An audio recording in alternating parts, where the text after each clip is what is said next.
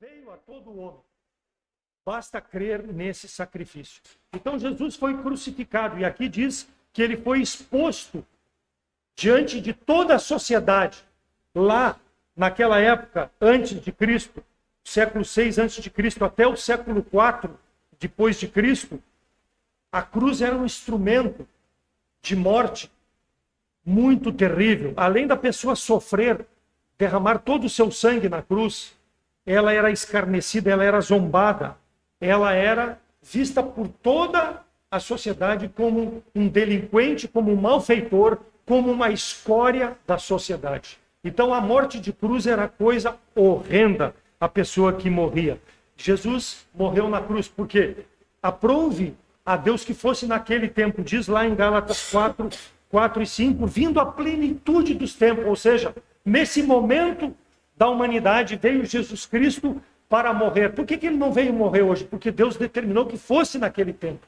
E ele morreu de uma morte terrível, uma morte de cruz. O tempo colocado por Deus, o homem Jesus Cristo foi sacrificado. O homem Deus, Cristo Jesus, foi sacrificado pelos nossos pecados. Então o sacrifício de Cristo é o único pagamento que o homem tem diante de Deus para que o seu pecado possa ser perdoado. Porque o pecado é iniquidade, que faz separação entre Deus e o homem.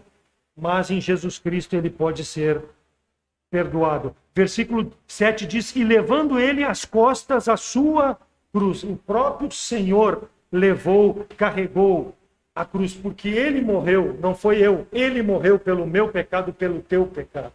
Por isso que ele carregou. Então, nós vamos ver rapidamente 3 aspectos porque Cristo morreu pelos nossos pecados e porque ele carregou a cruz. Primeiro, para cumprir o plano de Deus, versículo 19. Pilatos escreveu também um título e pô-lo em cima da cruz, e nele estava escrito, Jesus Nazareno, o rei dos judeus. O rei dos judeus morreu.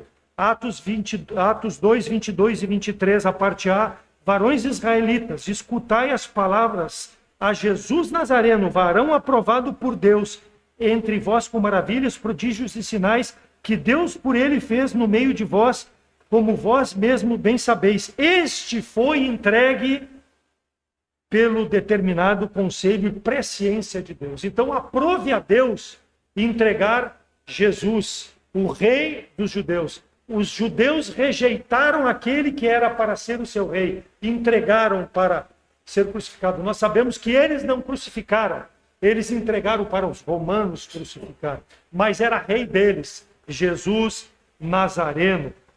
Ele habitou numa cidade chamada Nazaré, ele nasceu em Belém e ele habitou numa cidade chamada Nazaré. Por isso chamava-se Jesus Nazareno, porque ele viveu em Nazaré, até que depois veio para Jerusalém para morrer pelos nossos pecados. Isso está em Mateus 2, 23. Jesus Nazareno. Nazareno por quê? Corresponde em hebraico a netzer, significa renovo, o renovo. Os profetas Isaías, Jeremias, Zacarias, eles dão o título ao Senhor Jesus Cristo de renovo. Isaías 4, 2, 11, 1, Jeremias 23, 5, 33, 15, Zacarias 3, 8 e de 6 a 12. Vamos ver Zacarias 6, 12 e 13. Fala-lhes dizendo, assim fala o Senhor dos Exércitos. Eis que o homem cujo nome é renovo, falando de Jesus Cristo, lá no Velho Testamento. Ele brotará do seu lugar e edificará o templo do Senhor. Ele mesmo edificará o templo do Senhor e levará a glória e assentar-se-á e dominará no seu trono, e o sacerdote no seu trono. O conselho de paz haverá entre ambos. Por isso que ele era chamado Jesus Nazareno, porque ele era o renovo, ele era a provisão de Deus, o rei dos judeus para morrer, não só pelos pecados dos judeus, mas o pecado de todo o homem, de toda a humanidade. Lucas 24, 44, e disse-lhes, Jesus falando, não são estas palavras que vos disse, estando ainda convosco, convinha que se cumprisse tudo o que estava escrito lá na lei e nos profetas e em Moisés e no Salmo. Então, Todo o Velho Testamento apontava para a vinda de Jesus Cristo, para que ele pudesse morrer pelos pecados de toda a humanidade. O renovo, o próprio Jesus Cristo prediz isso, que ele morreria pelos nossos pecados. Lucas 18, 31 a 34. Tomando consigo os 12, disse-lhes: eis que subimos a Jerusalém, e se cumprirá no Filho do Homem tudo que pelos profetas está escrito. Pois há de ser entregue aos gentios, escarnecido, injuriado e cuspido. E havendo-o açoitado, o matarão. E ao terceiro dia ressuscitará. E eles nada entendiam. Esta palavra era encoberta, não percebendo o que lhes dizia. Então Deus perfeito mandou Jesus Cristo no tempo oportuno para ser a propiciação pelos pecados do homem. Desde lá da queda de Adão e Eva, a palavra de Deus narra em Moisés, nos Salmos, nos profetas, sobre esse Salvador.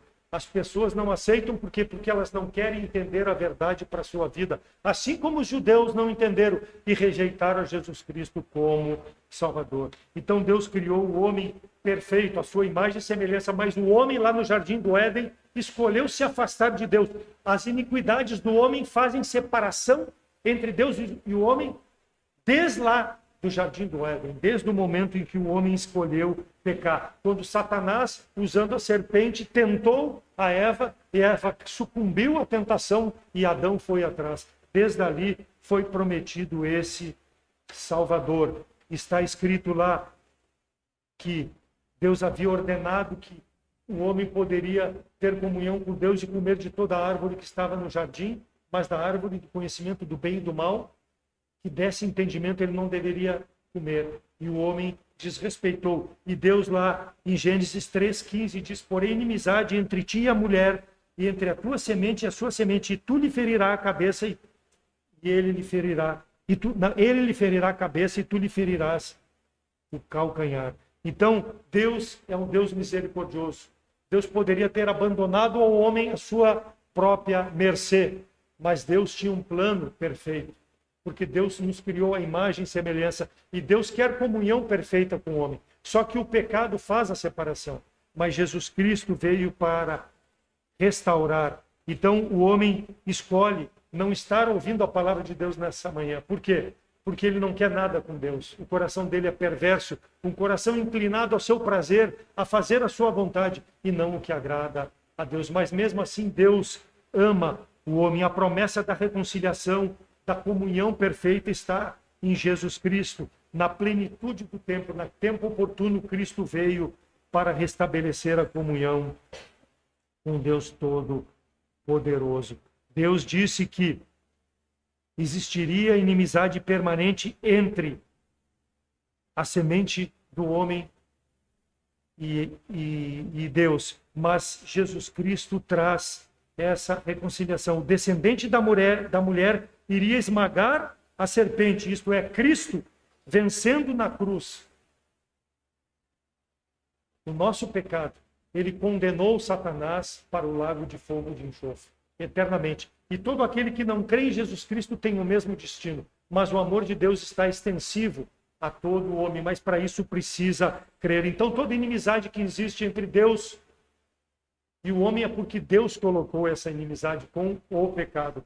Deus ama o homem. Deus quer que o homem seja redimido. Então o plano de Jesus Cristo para a redenção do homem é fundamental para a humanidade. Mas o homem não deseja isso. Cristo morreu, então, mas ele foi ressuscitado. Porque quando ele ressuscitou, ele venceu a morte, venceu o império do mal, que é Satanás, para dar vida a todo que crê nele. Então a justiça de Deus exigia um sacrifício que o homem não poderia fazer.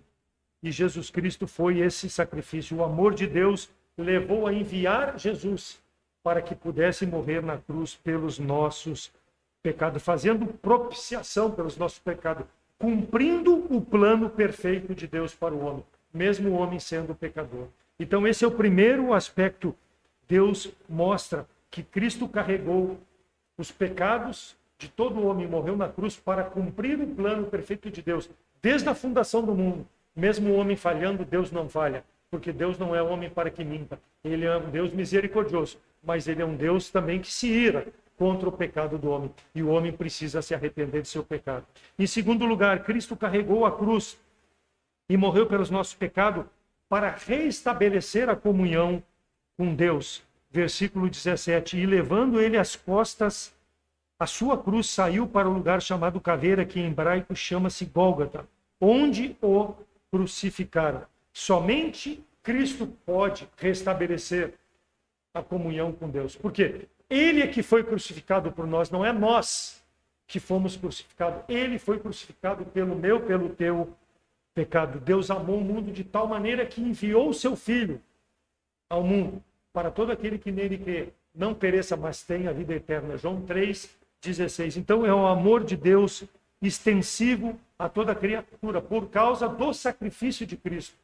Deus mostra o seu amor para conosco, em que nós, sendo pecadores em Cristo Jesus, temos a reconciliação da comunhão com Deus pelo sangue precioso de Cristo. Então, por mais que o homem tenha sido desobediente, ele ainda tem em Cristo Jesus como restabelecer a comunhão. E aqui, Jesus Cristo está sendo crucificado na Páscoa judaica. Ele está, a Páscoa judaica próxima a ser celebrada, e o Senhor está sendo crucificado. Ele foi executado no monte chamado Gólgota, chamado de Caveira. Caveira por quê? Porque as pessoas que eram crucificadas, como eu disse, escórias da sociedade, pessoas que não tinham valor, quando elas eram crucificadas, os corpos eram deixados num local ali próximo e apodrecia e ficava só os ossos, as caveiras. Quem não tinha parente para recolher, ficava ali exposto. Por isso que se chama lugar da caveira, um lugar que causava pavor às pessoas. Mas Cristo não, Cristo foi retirado dali, depois de morto, e foi sepultado. O corpo dele foi colocado no sepulcro. Então ele não ficou com a condição daqueles que eram mortos como escória da sociedade. Ele foi considerado como uma escória, mas ele não ficou ali como uma escória. Lugar da caveira. Comentaristas dizem que os crânios apavoravam as pessoas, porque além de apavorar as pessoas, era sinônimo de impureza para o judeu. Então o judeu se repugnava de tudo aquilo que acontecia próximo daquele local. E ele foi crucificado, diz o versículo 18, ao lado de 2 assassinos, 2 ladrões. Ele foi crucificado. Então consideraram Cristo no nível dessas pessoas. Mas essa foi a forma que Deus viu para restabelecer a comunhão do Senhor com os homens. Foi contado com os transgressores, mas ele levou sobre si o pecado de muitos e pelos transgressores intercedeu. Isaías 53:12. Diferente daqueles 2 ladrões, eles não podiam fazer nada, eles estavam pagando pelo seu erro. A morte era o preço da sua forma em relação ao procedimento, em relação à sociedade. Mas Cristo era puro, ele foi considerado como um transgressor. Mas ele foi assim porque ele levou o meu pecado, o teu pecado, o pecado de todo aquele que deposita confiança nesse sacrifício, para restabelecer a comunhão com o Deus Todo-Poderoso. É o testemunho de Deus para o homem. A divindade se fez carne e habitou entre nós para se entregar pelos nossos pecados, para ter como justificar o homem diante do Deus Todo-Poderoso. Cristo nos resgatou da maldição da lei, fazendo-se maldito, maldição por nós, porque está escrito, maldito todo aquele que for pendurado no madeiro. Então todo condenado àquele tipo de morte era maldito diante da sociedade. Mas essa maldição que Cristo levou sobre ele nos traz a reconciliação com Deus. Que maravilha, Deus! Isso é um amor de Deus e a pessoa não quer entender esse amor de Deus. Ela prefere viver da sua forma que agrada a sua carne ao invés de agradar a Deus. Romanos 5:1 e 2. Romanos 5:1 e 2. Sendo, pois, justificados pela fé, temos paz com Deus por nosso Senhor Jesus Cristo, pelo qual também temos a entrada pela fé a esta graça, na qual estamos firmes e nos gloriamos na esperança da glória de Deus. O mesmo capítulo 5, versos de 16 a 21 de Romanos. E não foi assim o dom como ofensa, por um só que pecou, porque o juízo veio de uma só ofensa, na verdade para condenação, mas o dom gratuito veio de muitas ofensas para justificação. Porque se pela ofensa de um só a morte reinou por esse, quer dizer, a ofensa de um só a morte reinou, que é o pecado de Adão, né? Muito mais os que recebem a abundância da graça do dom da justiça reinarão em vida por um só, Jesus Cristo. Pois assim como por um só, Adão, a ofensa veio o juiz sobre todos os homens para condenação, assim também, por um só de ato de justiça, a graça sobre todos os homens para a justificação da vida, por Jesus Cristo. Porque como pela desobediência de um só homem, Adão, muitos foram pecadores, assim pela obediência de um só, Jesus, muitos foram feitos justos. Veio, porém, a lei para que a ofensa abundasse, mas onde o pecado abundou, superabundou a graça, para que assim como o pecado reinou na morte, também a graça reinasse pela justiça para a vida eterna por Jesus Cristo, nosso Senhor.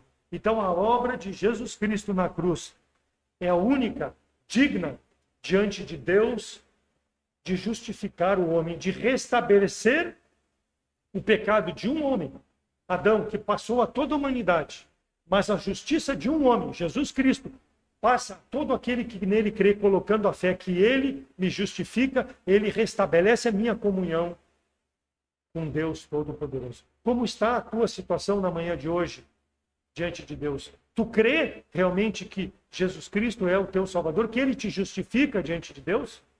Se tu crê, amém. Mas se tu não crê, precisa pensar qual a tua condição diante de Deus na manhã de hoje. Só Jesus Cristo restabelece a comunhão. As boas obras, a religião, os rituais, nada disso justifica o homem.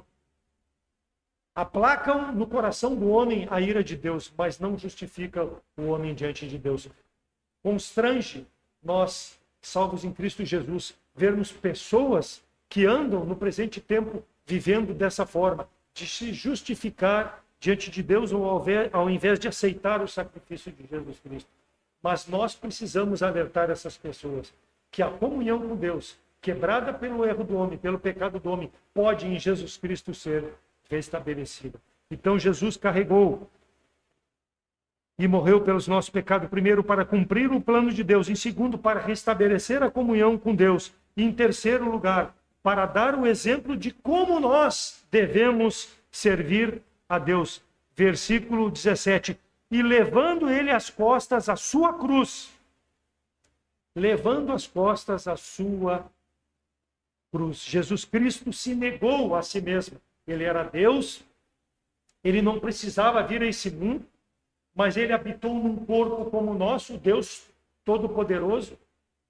Ele não deixou de ser Deus, mas ele se sacrificou para nos justificar. Para nos dar o exemplo de como nós devemos servir ao Deus eterno, de forma que agrada ao Deus Todo-Poderoso. Porque ele, sendo Deus santo, ele habitou num corpo pecaminoso como o nosso, mas ele não pecou. Ele não deixou que a santidade dele fosse abalada pelo pecado do homem, mas ele teve um corpo como o nosso. Então, se ele viveu sem pecado num corpo pecador, nós também podemos viver, irmãos, de forma santa. Sabemos que vamos pecar, porque não estamos livres da nossa velha criatura, mas Cristo nos mostrou, quando ele carregou o nosso pecado na cruz, como nós podemos dia a dia vencer o pecado e vivermos de forma santa, separada para a glória desse Deus poderoso, para sermos um instrumento de Deus nesse mundo. É por isso que Deus salva o homem e ele mantém ainda o homem nesse mundo, para que nós possamos andar nos passos do Salvador, carregando a cruz que Deus nos permite carregar, para honrarmos e glorificarmos o santo nome do Deus Todo-Poderoso. Ele negou-se a si mesmo, a sua condição de Deus, para se entregar pelos nossos pecados. Ele serviu ao propósito do Deus Pai, Ele serviu ao propósito de Deus Pai. Tu estás disposto a servir aos propósitos daquele que te salvou? Negar-se a si mesmo? Levar a sua cruz, levando ele a sua cruz. E chamando a si os discípulos, falou-lhes: se alguém quer vir após mim, negue-se a si mesmo, tome a sua cruz e siga-me. Marcos 8:34. Nós temos o exemplo do Senhor. Se ele carregou, nós podemos fazer. Mateus 16:24 diz a mesma coisa. Significa estar disposto a morrer para mim, Davi, e viver para o meu Senhor, meu Salvador. Eu estou disposto a fazer isso dia a dia? Será que é verdade na minha vida? Chamou os seus discípulos e mostrou, através da sua abnegação de servir a si mesmo, serviu ao homem, serviu aos planos, aos propósitos do Deus Todo-Poderoso. Não adianta fazer o lava-pés como muitas igrejas fazem, e até a Igreja Batista faz isso. Não que está errado, mas não adianta fazer o lava-pé se eu não estou disposto a crucificar a mim mesmo e a viver, não lavando os pés aqui na frente dos irmãos, mas fazer na minha vida o lava-pés verdadeiro. Que abnegar o Davi e viver em prol da pessoa que não tem Jesus Cristo, em prol do meu irmão que passa por dificuldade. Dar a mão e carregar junto nessa jornada, nessa vida. Negar-se a si mesmo. Viver de forma a agradar ao Salvador. Então a cruz significava a morte física de uma pessoa na época de Cristo. Mateus 16:25. Porquanto quem quiser salvar a sua vida, perdê-la. E quem quiser perder a vida por mim, por minha causa, achá-la. Gálatas 2:20. Paulo entendeu isso. Porque quando ele diz, estou crucificado com Cristo, logo não vivo mais eu, mas Cristo vive em mim. E a vida que agora vivo na carne, não vivo mais eu, mas aquele que me salvou vive. Quer dizer, eu estou mostrando Cristo através da minha vida. Eu crucifiquei lá no Calvário o Paulo. Ele está dizendo isso, irmã.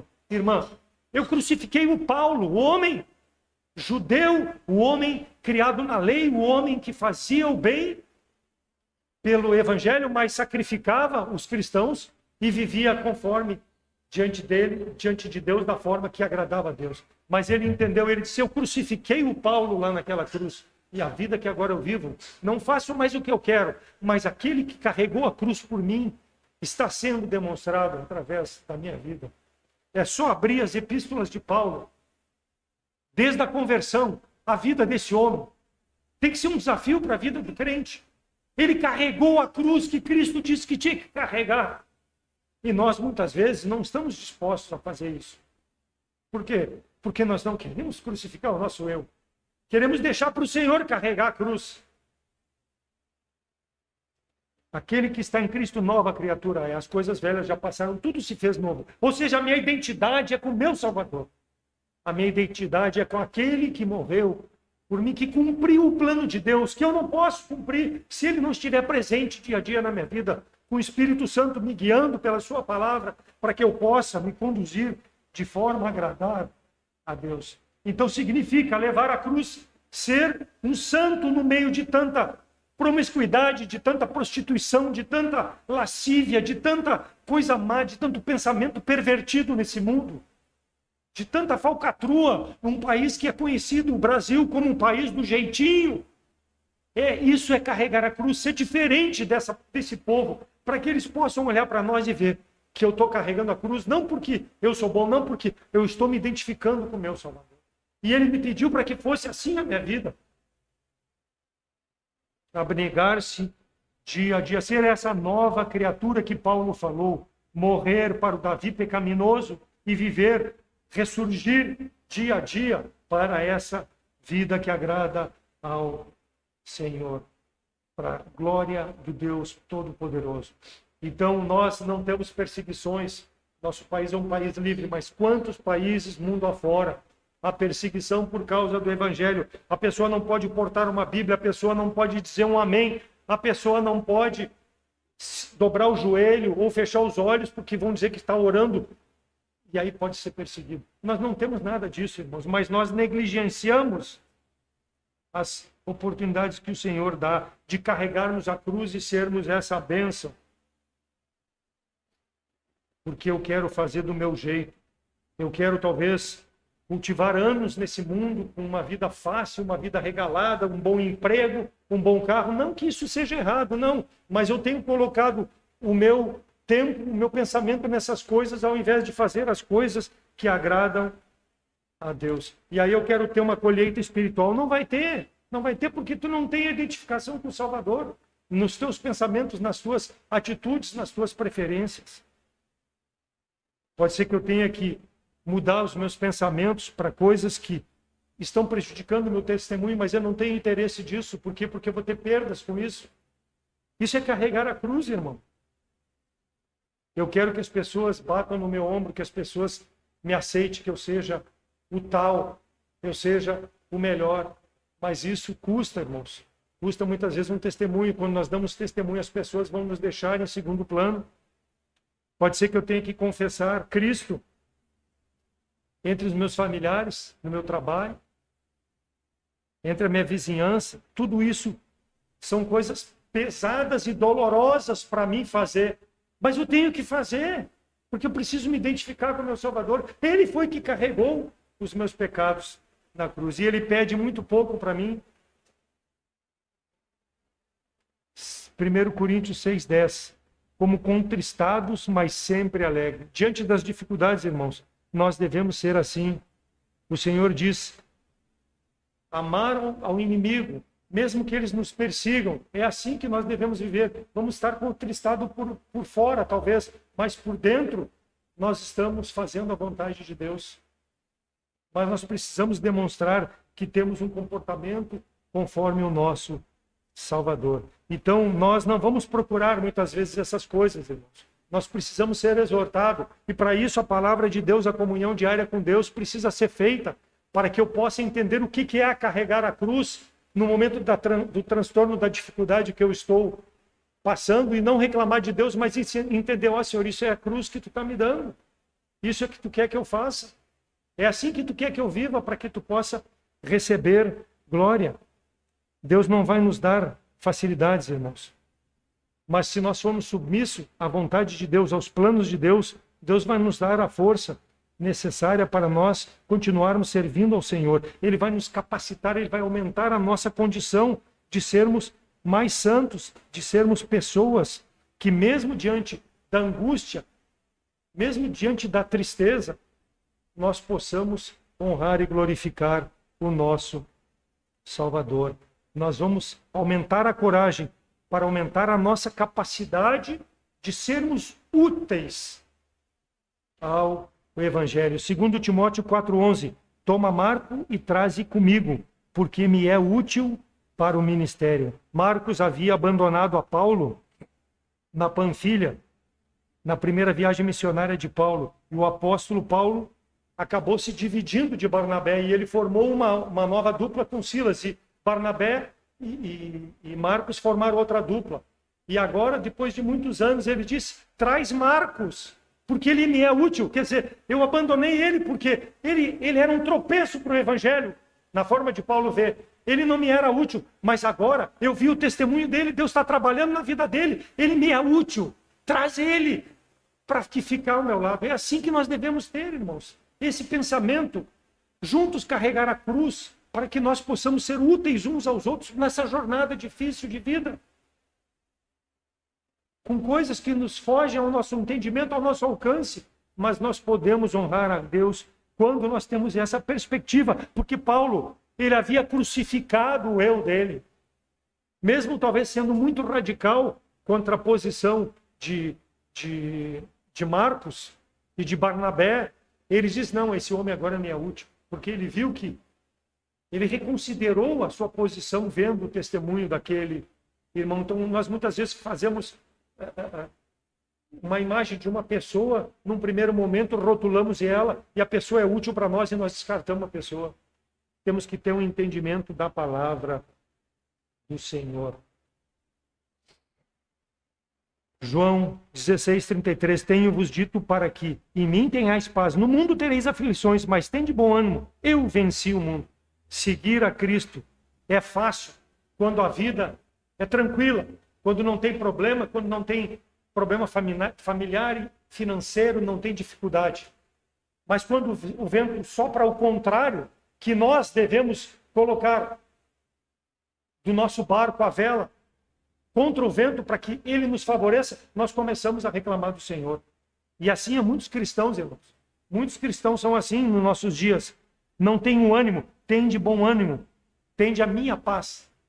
Eu estou lhe dando a cruz para carregar, eu estou lhe dando o fardo, tende bom ânimo, tende a minha paz. Por quê? Porque eu venci o mundo. E se Deus nos dá a paz em Cristo Jesus, quem somos nós para duvidarmos? Então o compromisso com o Senhor ele é demonstrado quando as provas chegam. O pastor tem pregado sobre provações. Eu também sempre digo, eu não gosto de pregar porque eu vou sair daqui hoje e vai acontecer alguma coisa, Deus vai permitir, porque se eu estou pregando para exortar, vai acontecer na minha vida. Mas eu não posso me eximir disso, nem de pregar e nem de ter a prova sobre a minha vida, porque é assim que Deus aprove é Ele fazer, porque Ele nos dá a cruz para que nós possamos carregar. Então, quando a aprovação chega, é que eu mostro realmente quem eu sou. Quem é o meu Senhor? A quem eu estou seguindo? A quem eu estou servindo? Seguir ao Mestre exige sacrifício. E o Senhor nunca escondeu isso de nós. Nunca escondeu esse custo que nós temos. Pedro fala lá e exorta em 1 Pedro 4, 12 e 13. Amados, não estranhais a ardente prova que vem sobre vós para vos tentar, como se coisa estranha vos acontecesse. E o versículo 13 diz, mas alegrai-vos no fato de serdes participantes das aflições de Cristo, para que também na revelação da sua glória vos regozijeis e vos alegreis. Contristados, tristes. Atribulados, mas não derrotados. Por quê? Porque na glória nós vamos nos alegrar, vamos nos regozijar com o nosso Salvador, por termos passado por essas provas, levado essa cruz e termos vencido para a glória do Deus Todo-Poderoso.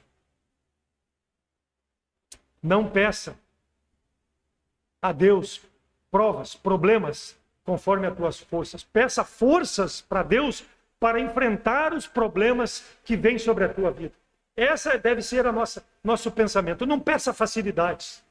Não peça vida tranquila, porque Deus não prometeu isso ao salvo.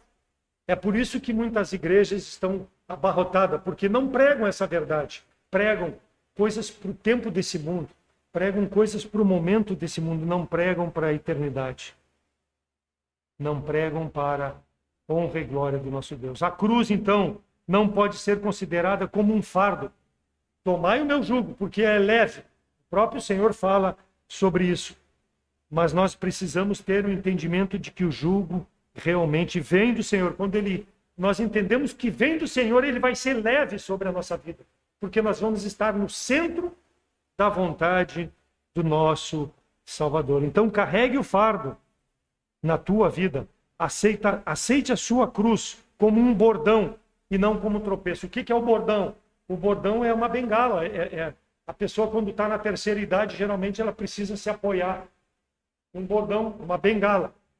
Nós, como salvos em Cristo Jesus, precisamos desse bordão para nos apoiarmos e vivermos de forma a agradar a Deus. E o bordão está na sua palavra. O entendimento que nós temos daquilo que nós devemos fazer para honrar e glorificar a Deus. Eu já trouxe essa ilustração, mas é pertinente. Mais uma vez, a ilustração está no livro Mananciais do Deserto, Vislumbres pela Janela da Vida, de Letty Coleman. A cruz trocada, é uma poesia. Fala de uma mulher que, cansada, achou que a cruz que ela carregava, olhando para a vida de outras pessoas, ela era pesada demais para ela. E ela começou a se queixar. E ela desejou trocar aquela cruz. Certa vez ela deitou e sonhou que tinha ido a um lugar onde existia várias cruzes dispostas. Chegou naquele lugar várias cruzes. E ela, olhando para aquelas cruzes, ela disse assim, eu vou trocar essa minha cruz, que é muito pesada, eu carrego muito peso, eu vou trocar essa cruz não é boa para mim.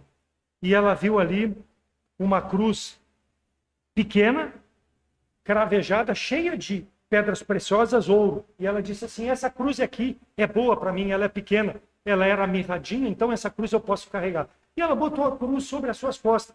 Mas o peso do ouro, o peso das pedras preciosas, no corpo franzido dela, ela sentiu, não, essa cruz é muito pesada para mim.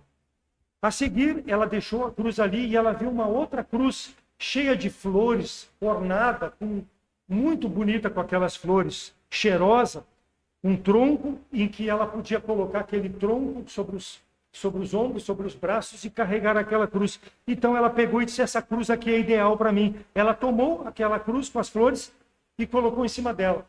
Mas aquela cruz era cheia de espinhos e começaram a ferir os ombros dela. Ela disse, não, essa cruz eu não posso carregar. Ela disse, eu vou trocar por outra cruz. Aí ela chegou e deixou aquela cruz lá. Aí ela pegou uma cruz lá e botou nas costas e saiu faceira e disse, ó, essa cruz aqui é a minha cruz, é a cruz boa. Essa cruz eu posso carregar. E aí ela colocou na luminosidade, quando ela olhou aquela cruz que ela pegou, ela era a própria cruz dela que ela tinha largado lá e dizendo que era muito pesada para ela. E ela disse assim, essa cruz é perfeita para mim. Assim acontece conosco muitas vezes, irmãos.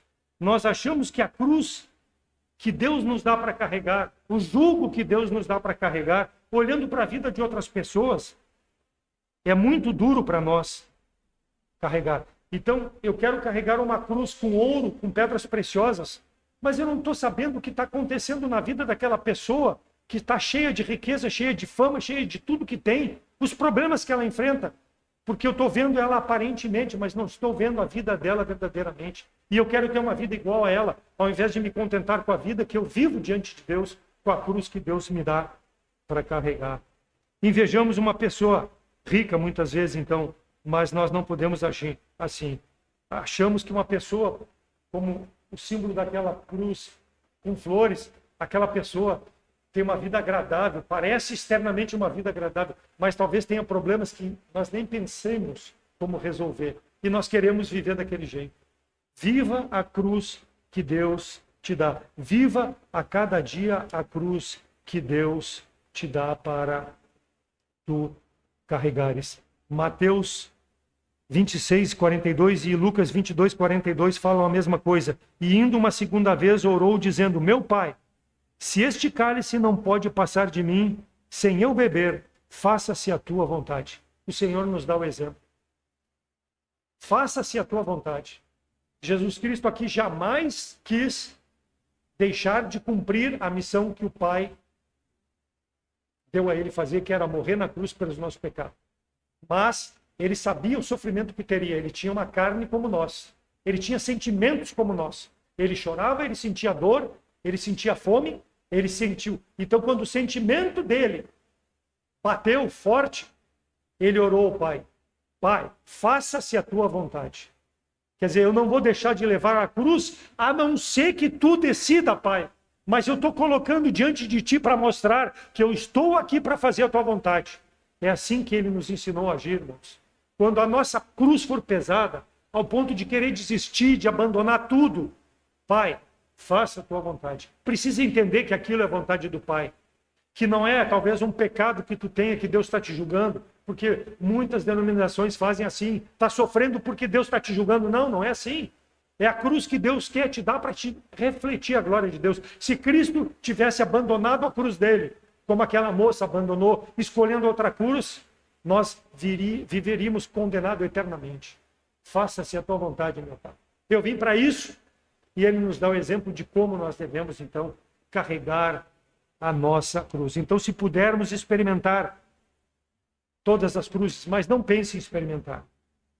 Porque a tua, a minha, é a mais leve. Porque se Deus deu para carregar, ele vai nos dar força para cumprirmos a nossa missão. Então, quando Cristo carregou a sua cruz lá no Gólgota para ser crucificado, ninguém pensava no fardo que ele estava levando. O homem não pensa no fardo que é o pecado que levou Cristo na cruz por nós. O homem não pensa nisso, mas Cristo levou. Era pesado para um Deus santo, mas ele levou. E ele nos ensina que nós devemos, então, suportar tudo pelo Evangelho. Então, a cruz significava coisa horrenda, mas foi que nos salvou, nos deu vida. E Cristo nos mostra como nós devemos carregar a nossa cruz. Então, Jesus Cristo carregou a cruz e morreu pelos nossos pecados. Primeiro, para cumprir o plano de Deus. Segundo, para restabelecer a comunhão com Deus Todo-Poderoso. Por quê? Porque ele nos resgatou da maldição do pecado. E em terceiro lugar, para dar exemplo de como nós devemos servir a Deus. Ou seja, crucificar o meu eu e aceitar a cruz que Deus dá para mim carregar para a glória de Deus. Então, como salvos, irmãos, a pergunta que se faz necessária: será que eu estou disposto, o irmão, a irmã está disposto a assumir um compromisso com o Senhor, se ainda não tem feito, de ser um discípulo verdadeiro do Senhor, de abrir mão dos teus projetos, dos teus planos, dos teus sonhos, muitas vezes, não abandonar o serviço se Deus não te chamou para o ministério, mas aonde Deus te coloca, viver de forma santa, irrepreensível, ter uma vida útil, uma vida que sirva a Deus. Tu está disposto a isso? Esse é o desafio que eu quero trazer, porque Cristo carregou o nosso pecado na cruz para nos dar vida e nos mostrar como nós devemos servir ao Senhor. Mateus 6, 21, 12, Lucas 12, 34. Porque onde estiver o vosso tesouro, aí estará o vosso coração. Se o teu tesouro está nas coisas desse mundo, é difícil para que tu possa servir a Deus verdadeiramente. Mas se o teu tesouro está nas coisas eternas, tu vai poder carregar a cruz e dar glória a Deus. E aquele que não tenha Jesus Cristo como Salvador, o meu desafio, talvez presente ou assistindo mais tarde pelas redes sociais, é para que tu possa refletir sobre o teu destino eterno e ver o significado que o sacrifício de Cristo na cruz pelos teus pecados deve ser aplicado. É pensar nessa situação que tu estás diante de Deus, porque o teu pecado te leva para a condenação eterna, para a separação eterna do Deus poderoso, mas em Cristo Jesus tu tem a redenção, tem a comunhão restabelecida, porque o salário do pecado é a morte, mas o dom de Deus, gratuito ao homem, é Cristo Jesus. Deus é justo, Deus é santo, mas ele não vai deixar a penalidade do pecado passar impune. E a culpa precisa ser considerada e confessada do teu pecado ainda em vida, porque o dia que partir desse mundo será tarde demais. Deus amou então o mundo ao ponto de dar Jesus Cristo para que pudesse morrer na cruz pelos nossos pecados, ser sepultado, mas ao terceiro dia ressuscitar para nos dar vida e vida em abundância. Então, o meu convite é para que tu possa crer nesse Salvador, receber vida eterna e viver uma vida que agrada ao Senhor, porque só Ele suportou o teu pecado. Amém?